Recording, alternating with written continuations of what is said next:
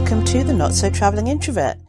Today I want to talk about ways that can help you manage working across time zones and geographies. Basically, how to be a better remote leader. So, the first things first is hire people who have the ability to work independently. With remote teams, you really shouldn't be looking at what time people clock in and clock out and checking their timestamps and looking at them all the time. You need to be able to trust that your team members can and will get the job done within the parameters that you give them. You shouldn't be looking over their shoulder. You shouldn't be doing screen grabs and checking up on them all the time. So if you want a team that will work well without you having to micromanage, you need to look for candidates that have taken ownership in their work on previous projects or with teams. The other thing you need to do is over-communicate and encourage your colleagues to do the same. One of the challenges with remote workforces is you don't always know what people are up to because you don't see them all the time or you don't talk all the time, and communication is just different, especially if employees are working different hours based on their time zones or just what works for them. Having a shared Google Calendar throughout the team, including the CEOs, so everyone sees what's happening across the organization is really, really helpful. If you happen to use Slack, having an update on your Slack status to say what your most available hours are or what you're doing or where you are and have it sync with your calendar is also incredibly helpful. Cultivating spaces where everyone can share what they're working on a regular basis, be it the project or they need deep work for the day or they're in a bunch of meetings, but in a way that people can hold themselves accountable and hold other people accountable is really helpful as well. Now, here's something that not enough people really quite understand, and they say they do, but then it doesn't work out long term, is life happens. People get sick. People need mental health days. People just need a break.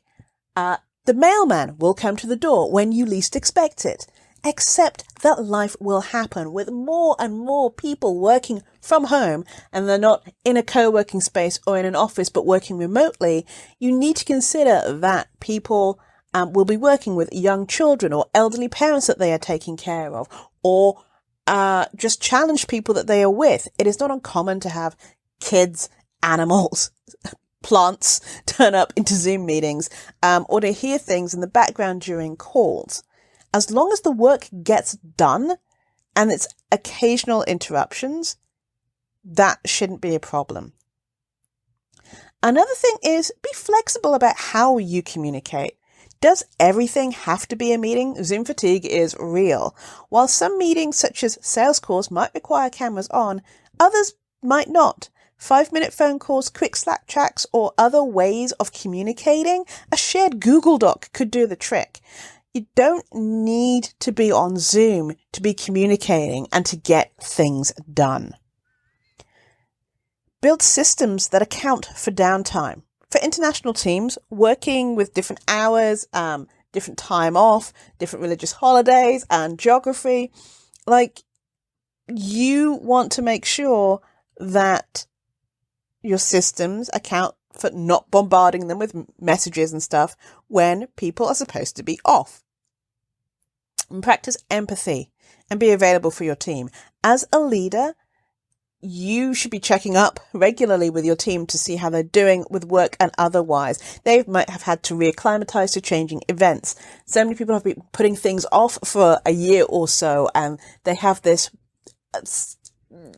idea and thoughts of not knowing what's going to happen next, uncertainty, and that uncertainty affects people greatly, and their emotional and mental health has definitely degraded over these past 2 years. So do what you can to lead with empathy, to actively listen, and to ask questions that can cultivate a healthy working environment that shows that you value them as humans, as well as, the fact that they work with you.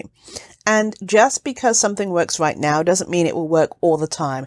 Ask for feedback and see what happens. See what new technology is out there that can help you and your staff work better. And don't forget, productivity isn't just about how much someone can squeeze out in a day. Is it quality work as well? Thank you for listening. This is Janice at thecareerintrovert.com, helping you build your brand and get hired. Have a great rest of your week.